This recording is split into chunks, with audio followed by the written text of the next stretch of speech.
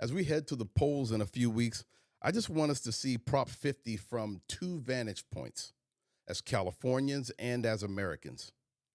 Now, quick recap.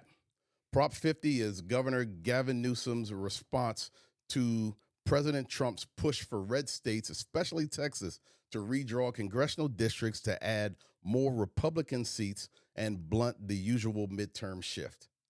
Prop 50 would temporarily suspend the map drawn by California's Independent Citizens Redistricting Commission and substitute a new map that could yield up to 5 additional Democratic seats, but only for the 2026 midterms. Now, from a purely partisan lens, the appeal is obvious. If you're a Democrat, Prop 50 feels like a necessary counterbalance. And if you're a Republican, it looks like a pre-election power play, no different, you might say, than moves in Texas meant to keep the House red. Both instincts are understandable. But the question before us is larger than winning the next 2 years. It's about what we normalize. Do we really want it to become easy on either side to set aside an independent map when the political winds change? Today's fix can become tomorrow's habit, and habits can become norms. So ask yourself a few hard questions. Consistency. If you're a Democrat who opposes what Texas is doing, can you endorse a California version because the outcome helps your side this time? Mirror test. If you're a Republican and you oppose Prop 50, are you also comfortable with the aggressive redistricting in Texas and other red states? If so, what's the principal difference you're standing on? Effect.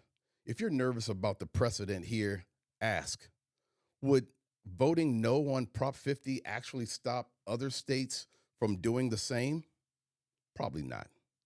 Restraint in one state won't restrain power elsewhere, which means our choice has to rest on principle, not wishful thinking about deterrence. Here's the core of it for me. Short-term leverage versus long-term legitimacy. Short-term leverage says, use the tools available while you still have them. Long-term legitimacy says, bind yourself to rules you'd accept when you lose.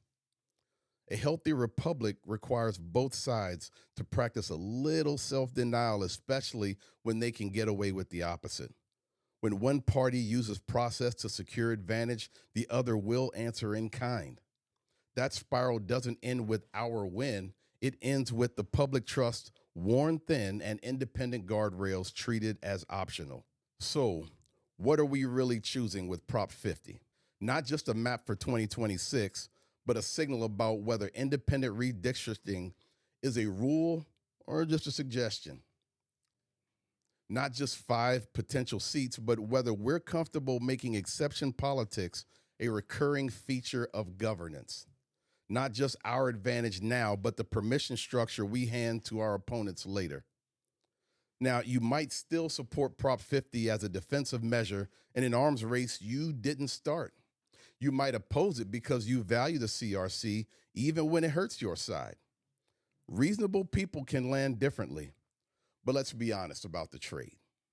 A yes prioritizes counterbalancing power in 2026 at the cost of making exceptions easier to justify in the future. A no prioritizes process integrity and the CRC's independence while accepting that other states may continue playing hardball anyway. Whichever way you vote, anchor it in a standard you'd uphold if the names and parties were reversed. That's the test of principle over convenience. And it's how we protect not just our team this cycle, but our democracy over time. Thank you.